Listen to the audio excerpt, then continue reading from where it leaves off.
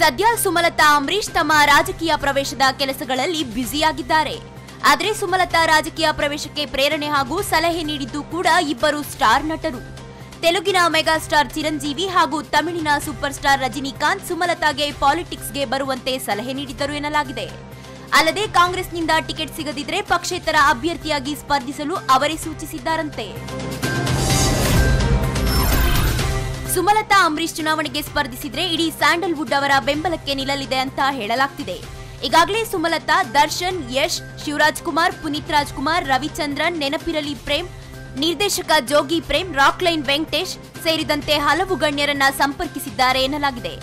ಎಲ್ಲರೂ ತಮ್ಮ ಬೆಂಬಲ ಸೂಚಿಸಿದ್ದು ಸುಮಲತಾರನ್ನ ಗೆಲ್ಲಿಸುವ ಮೂಲಕ ಅಂಬಿಗೆ ಅಂತಿಮ ನಮನ ಸಲ್ಲಿಸಲು ನಿರ್ಧರಿಸಿದ್ದಾರಂತೆ.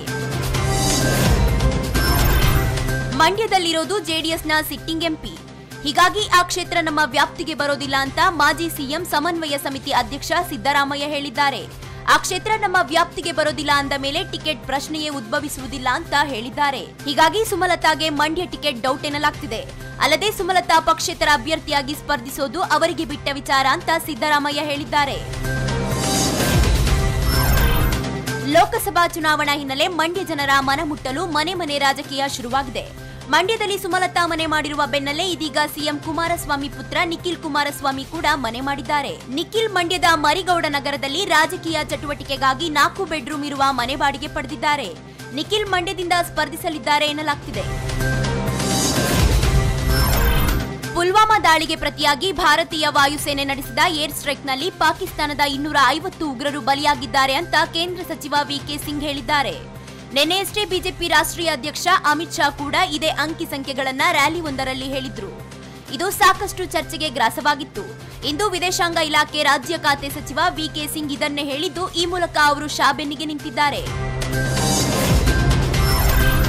ಭಾರತಕ್ಕೆ ನೀಡಿರುವ generalized system of preferences GSP ಸವಲತ್ತನ್ನ ಹಿಂಪಡೆಯಲು ಅಮೆರಿಕ ಮುಂದಾಗಿದೆ. ಇದರಿಂದಾಗಿ ಭಾರತದಿಂದ ರಫ್ತಾಗಿರುವ ವಸ್ತುಗಳಿಗೆ ಹೆಚ್ಚುವರಿಯಾಗಿ 39,000 ಕೋಟಿ ಅಬಕಾರಿ ಸುಂಕದ ಹೊರೆ ಬೀಳಲಿದೆ. ಭಾರತದಿಂದ ನಮಗೆ ಈ ರೀತಿಯ ಸಹಕಾರ ಸಿಗ್ತಿಲ್ಲ ಅಂತ ಅಮೆರಿಕ ಅಧ್ಯಕ್ಷ ಟ್ರಂಪ್ ಹೇಳಿದ್ದಾರೆ. ಆದ್ರೆ ಅಮೆರಿಕದ ನಿರ್ಧಾರದಿಂದ ನಮಗೆ ಹೆಚ್ಚಿನ ಪರಿಣಾಮ ಬೀರಲ್ಲ ಅಂತ ಭಾರತ ಹೇಳಿದೆ.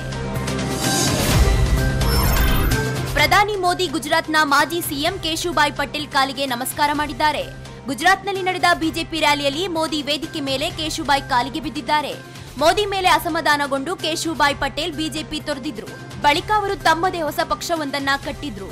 ನಂತರ ಮತ್ತೆ ಅವರು ಬಿಜೆಪಿಗೆ ಸೇರ್ಪಡೆಯಾಗಿದ್ದರು. ಭಾರತೀಯ ವಾಯುಸೇನೆಯ ವಿಂಗ್ ಕಮಾಂಡರ್ ಅಭಿನಂದನ್ ವರ್ತಮಾನ್ರಿಗೆ ರಾಜಸ್ಥಾನ ಸರ್ಕಾರ ಮತ್ತೊಂದು ಗೌರವವನ್ನ ನೀಡಿದೆ. ಶಾಲಾ ಪಠ್ಯಪುಸ್ತಕದಲ್ಲಿ ವಿಂಗ್ ಕಮಾಂಡರ್ ಅಭಿನಂದನ್ರ ಬಗ್ಗೆ ಪಾಠವೊಂದನ್ನ ಅಳವಡಿಸಲು ರಾಜಸ್ಥಾನ ಸರ್ಕಾರ ನಿರ್ಧರಿಸಿದ್ದು, ಇನ್ಮೇಲೆ ಶಾಲಾ ವಿದ್ಯಾರ್ಥಿಗಳಿಗೆ ಅಭಿನಂದನ್ರ ಬಗ್ಗೆ ಪಾಠ ಮಾಡಲಾಗುತ್ತದೆ. ಆದರೆ ಯಾವ ತರಗತಿಯ ಪಠ್ಯಪುಸ್ತಕದಲ್ಲಿ ಅವರ ಬಗ್ಗೆ ಪಾಠ ಇರಲಿದೆ ಅನ್ನೋದು ಇನ್ನೂ ನಿರ್ಧಾರವಾಗಿಲ್ಲ. ಲವ್ ಗುರು ಚಿತ್ರದ ಮೂಲಕ ಡೈರೆಕ್ಟರ್ ಕ್ಯಾಪ್ ತೊಟ್ಟು ತನ್ನದೇ ಸ್ಟೈಲ್ನಲ್ಲಿ ಸಿನಿಮಾ ನೀಡಿದ್ದ ನಿರ್ದೇಶಕ ಪ್ರಶಾಂತ್ ರಾಜ್ ಮತ್ತೊಂದು ಸರ್ಪ್ರೈಸ್ ವಿಷಯವೊಂದನ್ನ ಹೇಳಿದ್ದಾರೆ. 2009ರಲ್ಲಿ ಲವ್ ಗುರು ಚಿತ್ರ ರಾಧಿಕಾ ಪಂಡಿತ್, ತರುಣ್ ಚಂದ್ರ, ದಿಲೀಪ್ ರಾಜ್ ನಟನೆಯಲ್ಲಿ ಭಾರಿ ಸಕ್ಸಸ್ ತಂದುಕೊಟ್ಟಿತ್ತು. ಇದೀಗ ಪ್ರಶಾಂತ್ ಲವ್ ಗುರು ಸೀಕ್ವೆಲ್ ಮಾಡೋಕೆ ಸಿದ್ಧತೆ ನಡೆಸಿದ್ದಾರೆ. ಸ್ಕ್ರಿಪ್ಟ್ ಕೆಲಸ ಕೂಡ ಶುರುವಾಗಿದ್ದು, ಲವ್ ಗುರು 2 ಹೇಗಿರಲಿದೆ ಅನ್ನೋ ಕುತೂಹಲ ಸಿನಿಪ್ರಿಯರಲ್ಲಿದೆ. ಪವನ್ ಒಡೆಯರ್ ನಿರ್ದೇಶನದ ಗೂಗ್ಲಿ ಚಿತ್ರ ಸ್ಯಾಂಡಲ್ವುಡ್ನಲ್ಲಿ ಯಶಸ್ವಿ ಪ್ರದರ್ಶನ ಕಂಡು ಬ್ಲಾಕ್ ಬಸ್ಟರ್ ಚಿತ್ರವಾಗಿತ್ತು. ಇದೀಗ ಗೂಗ್ಲಿ ಚಿತ್ರದ ಸೀಕ್ವೆಲ್ ಕೂಡ ರೆಡಿಯಾಗ್ತಿದೆ. ಗೂಗ್ಲಿ 2ನಲ್ಲಿ ಖ್ಯಾತ ಸಂಗೀತಗಾರ ಜಿಕೆ ವೆಂಕಟೇಶ್ ಮೊಮ್ಮಗ ಪೃಥ್ವಿ ನಾಯಕನಾಗಿ ಕಾಣಿಸಿಕೊಂಡಿದ್ದಾರೆ. ಇನ್ನು ನಾಯಕಿಯಾಗಿ ಅನುಪಮಾ ಪರಮೇಶ್ವರ್ ಆಕ್ಟ್ ಮಾಡಲಿದ್ದು, ಗೂಗ್ಲಿ 1ರ ಹೀರೋಯಿನ್ ಕೃತಿ ಕರಬಂದ ಕೂಡ ಇದರಲ್ಲಿ ಸ್ಪೆಷಲ್ ಅಪಿಯರೆನ್ಸ್ ನೀಡಲಿದ್ದಾರೆ. ಚಿತ್ರಕ್ಕೆ ರಾಜ್ಗುರು ನಿರ್ದೇಶನ ಮಾಡಲಿದ್ದಾರೆ.